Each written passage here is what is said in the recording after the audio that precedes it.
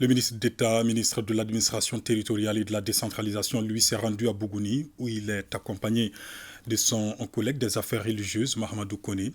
Là aussi, le travail bien fait est prôné et les élèves sont invités au patriotisme. Le point avec nos envoyés spéciaux, Dougoufana Traoré et Adama Kamara.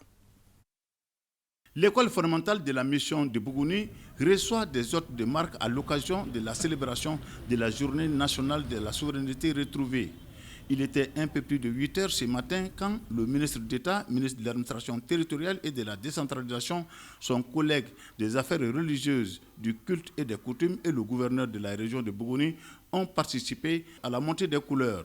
Vive son drapeau! Vive son drapeau! Attention pour la montée des couleurs. Prêt? Paré! Envoyé.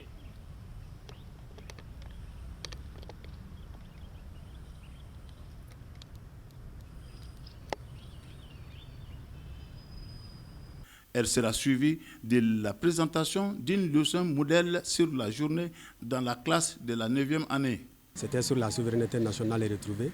Donc c'était étalé en 4 phases. La première phase, c'était la défense de la patrie.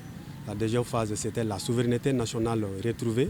Et la troisième phase, c'était la dénonciation des sanctions imposées au Mali par la CEDEAO et l'UEMOA. Et la quatrième phase était la résistance nationale. Et ces 4 points ou 4 phases-là ont été bien défendus par les enfants.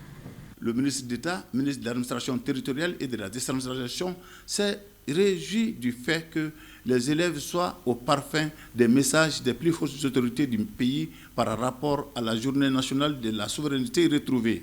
La leçon modèle elle-même a été brillamment dispensée par l'enseignant, suivant une méthode pédagogique très active. J'ai également pu remarquer la participation, l'engagement et l'intelligence des élèves. Nous également, nous avons appris. Vous savez, c'est des concepts qui peuvent être souvent abstraits quand on parle de la souveraineté nationale retrouvée, le patriotisme, la dénonciation des sanctions. Mais à travers des mots très simples, je pense que nous avons également appris d'autres, disons, des définitions simples qui nous ont été données par les élèves. En tout cas, je suis très satisfait et je me rends également compte que tout l'engagement des plus hautes autorités, depuis la rectification, suite également depuis toutes ces sanctions injustifiées de la CEDEAO, sont suivies de très près aussi bien par les enseignants, ce qui ne me surprend pas, mais surtout par les élèves. Et nous sommes dans une classe de 9e année. Ça démontre à suffisance leur ouverture d'esprit et surtout la culture générale de nos enfants.